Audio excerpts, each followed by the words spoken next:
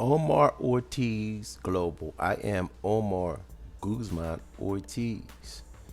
Please like and subscribe my videos.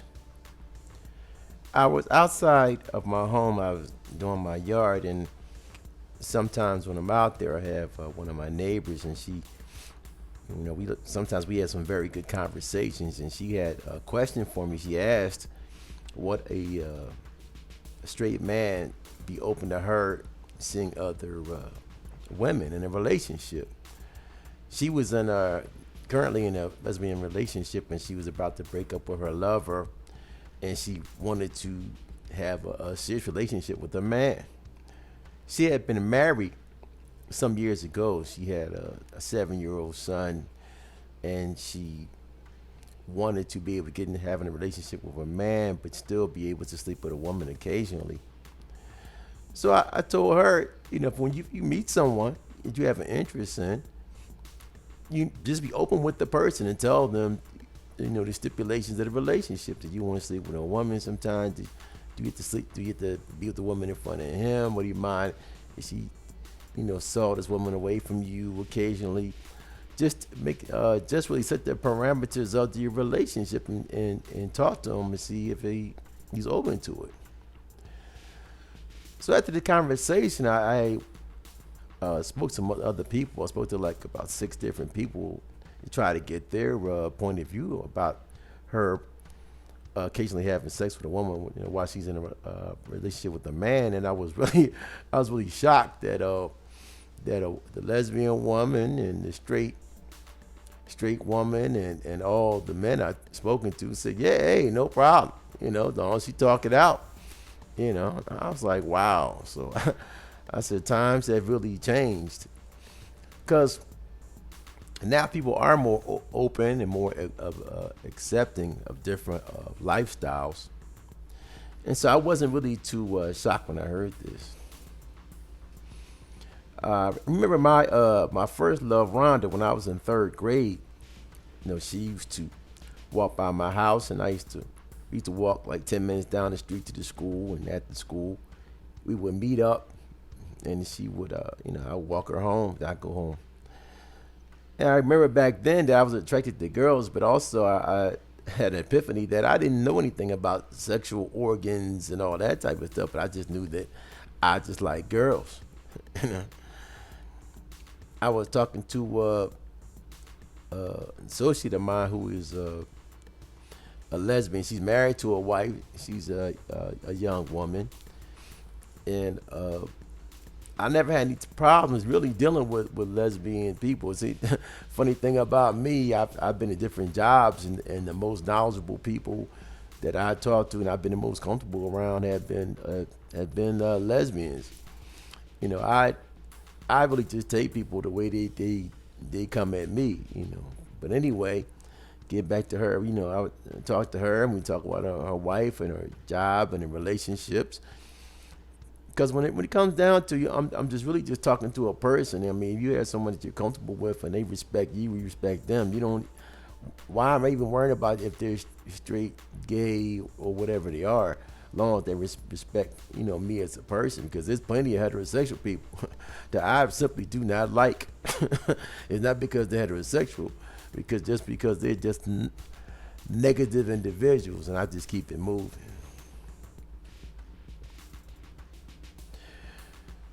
Thing about dealing with sexuality and people judging people about their sexuality is that everyone is really being hypocritical when it comes down to this conversation, due to the fact that most of the porn that's watched worldwide is lesbian porn. And if you go into a person who may be into a straight marriage, you may be surprised at their history when you go into their porn. Ooh. Is that your password?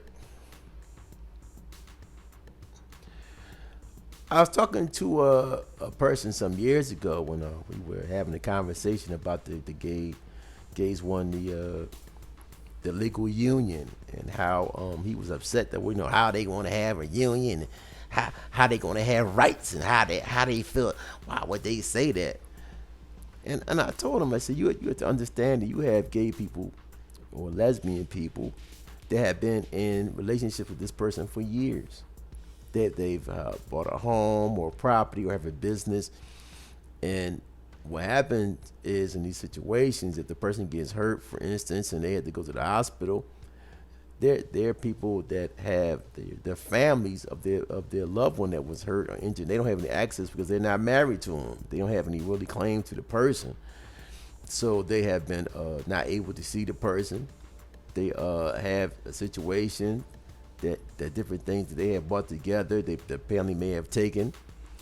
You know, of course, you can keep the property if that legally bounds you, far as the deeds on property and things like that. But there's still other things that have been taken by the other family members due to the fact that they did not like the fact that the family member was in this gay or lesbian relationship.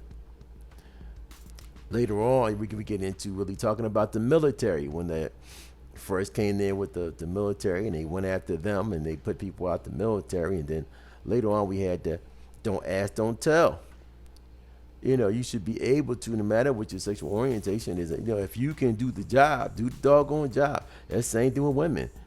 Women are doing some quote unquote men's jobs, but they're qualified to do it. If he or she has the mental capacity, or she has the physicality to do the job, she should not be banned from doing what he or she wants to do. Also, we know later on at the unions, we got into the marriage. Now, when we got into the marriage situation, people got upset about that. But I personally don't know the ins and outs. But I think that looking through the lens of the situation, that people wanted to be married because they wanted to have more of a connection to the person, more legal connection as far as their medical, you know, and both jobs, insurances, and these type of things. And it's really important if you build something with somebody, you're living with somebody, or even at the point where you have adopted children, you know, with that person being you know, gay, straight, or what have you. You want to have more of a legal connection with the person, and that's why they really want for the gay, you know, marriage. What it all comes down to is that we all have to see each other as human beings, and the big problem we have is the society, or people in general, the old guard don't want to let go of racism and sexism and you know, these people in positions of power who are white supremacists, for example, you know, don't want to give people rights, and the only reason why they, in my opinion, have given people any rights is for political means. You know, gays have a lot of power in this country and worldwide, so they bow down. Same thing with the Jewish organizations. Hate to say, hey, throw a stone if you want. You don't say anything against anybody that's gay, or you better not say anything against Jews, because you're gonna have a problem. So I think some of these things have been changed through politics, and also, you know, because of money. Because you want to make your money, you gotta go get with certain people and organizations, get in line. I made this video because I want all of us really to accept people for who they are, and not what they look like, not what they talk like, not their religion, not their quote unquote sexual orientation. Because it's all really important that we all be able to move and maneuver in this world without anybody holding us back from being the best us. Please like and subscribe my videos. I have other videos. I'm dealing with a plethora of different subjects, and this is one of them. You know, I may get criticism on the stance that I'm taking because I am a Baptist. I'm a Christian, and they may tell me, well, you know, Omar, you walk around, you know, we talk about Christ, you be talking about, you know, Jesus, you talking all that biblical. How you gonna, like, Lord, listen, what you have to understand is God is about love. Jesus was about love. All religions, Jewish, the Muslims, all about love. Religion is your problem, not God. It's all about love. It's Omar Ortiz. Like and subscribe. I'm out.